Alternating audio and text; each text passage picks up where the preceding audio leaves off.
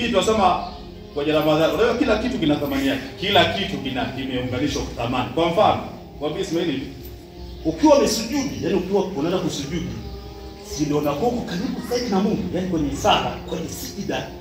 Hadithi zinasema kama ingelikuwa Mungu ana miguu, ukisujudu unasujudu kwenye miguu ya nyayo unagusa.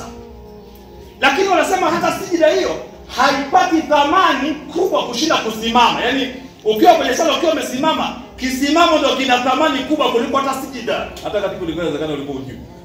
Kwa sababu gani kisimamo kinakuwa kina thamani?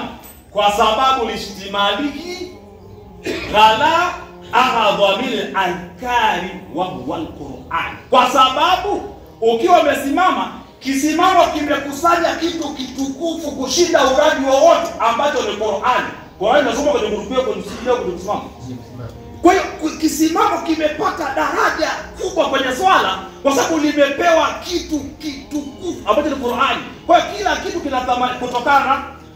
Unaelewa vizuri? Hata hii Ramadhani hii. Yaani Ramadhani siku zote hizi kuanzia mwanzo mpaka mwisho ni siku kubwa kuliko za Ramadhani, zina thamani. Lakini hakuna siku yenye thamani kama ya Lailatul. Unaipata wapi? Jana kuna watu wanajaribu kufanya sala au kesho. Ni watu wanachuoni wengi na hadithi nyingi zinaashiria ni kwenye kumi la mwisho. Lailatul Qadr mukhtasatun bil ashril awaqina sana kwenye kumi la mwisho. Lakini kwenye kumi la mwisho pia ni siku zote wakaenda kwenye witiri. Inawezekana kwenye 21 ile 23. Yaani hapo kote ni kwamba hautakiwi kulala. Yaani mzee Isa hujanielewa. Ungeambiwa hivi Lailatul Qadr iko usiku wa 25. Wewe siku zote unalala, wewe unamkia 25 tu. Wazee wetu wakafika hata wakasema hivi. Kwa hiyo uhangaike labda hapa Ramadhani hiyo labda Lailatul Qadr kwa nini labda? Kwa sababu inawezekana ukaenda mpaka mwisho wa mwezi labda zako kwa umevuka siku. Yaani siku ile unasema labda hapa na kumbe imepita jana. Sasa wakasema hivi wao, sisi Ramadhani ikiandama, yani kisha kama siku ya kwanza ni mkesho mpaka hizi. Maana yake hapo utakuwa una uhakika, piga huwa garagaza. Unayo Lailatul Qadr ambayo ni khairu min alf shahr.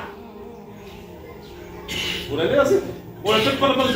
Sasa kwenye utiri zile zikaenda watu wakasema, wengine wakasema inawezekana siku mwezi wa 27 kama tulivyosema usiku wa 27 inawezekana kwa nini? Unaweza kusema kwa sababu ukisema ukisoma ile sura tunataka sura Inna anzalnahu fi lailati, sura ile yote ina matamko 30.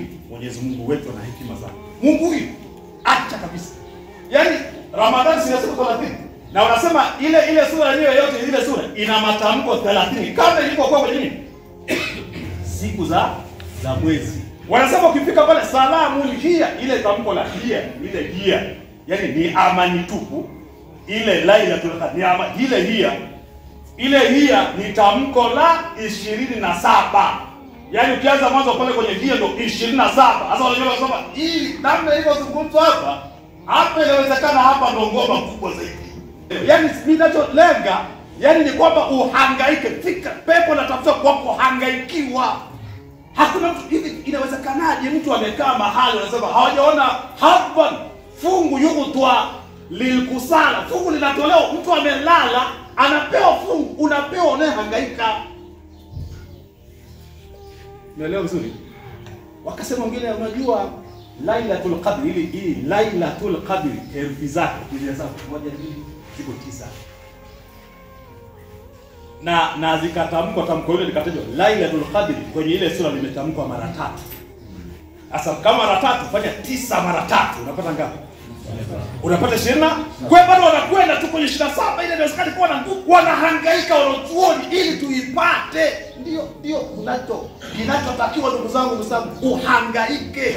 Haitawezekana tukakaa kizembezembe tukaipata pepo ya hivyo haipo.